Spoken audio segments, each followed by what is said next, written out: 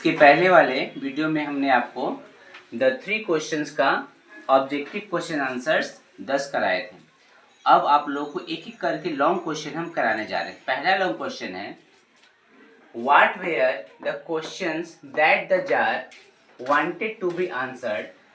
बोल रहा है ऐसा क्या क्वेश्चंस था जिसको जार जानना चाहता था। Why did he need the answer? और वह आंसर क्यों जानना चाहता था। Why was he dissatisfied with the answers given by the learned man? वो जो पढ़े लिखे स्कॉलर्स थे, लर्न मैन थे, उनके आंसर से वो सेटिस्फाइड क्यों नहीं हुआ था। ये आप लोगों का क्वेश्चन है। और क्वेश्चन का मार्किंग क्या है, 3 + 1 + 2। जब भी हम आंसर लिखेंगे तो याद रखिएगा, जब एक क्वेश्चंस का आंसर खत्म होगा तो हमको पैराग्राफ को चेंज करना होगा। इस प्रकार लाइन बाय लाइन आंसर लिखना होगा। तो पहला answer the czar wanted to be answered 3 questions. वह जो 3 क्वेश्चंस का आंसर वो जानना चाहता था, दे आर। फर्स्ट क्वेश्चन था, what is the right time to begin anything. किसी भी कार्य को करने का सही समय क्या है। सेकेंड क्वेश्चन था, who is the most important person in our life.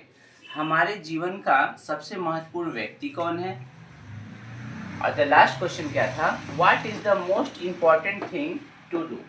हमारे जीवन का सबसे महत्वपूर्ण कार्य क्या है। इसके बाद सेकेंड क्वेश्चन था, why did he need the answer. वह आंसर्स क्यों जानना चाहता था, क्योंकि यह जीवन में कभी फेल नहीं होना चाहता था। देखिए, if he knew the answers to this questions he would never fail in any task that he would undertake. बोल रहा है कि इन क्वेश्चंस का आंसर जानने के पश्चात वह लाइफ में कभी फेल ही नहीं होता। जो भी कार्य वो करता उसमें कभी फेल वो नहीं होता। लास्ट क्वेश्चन था,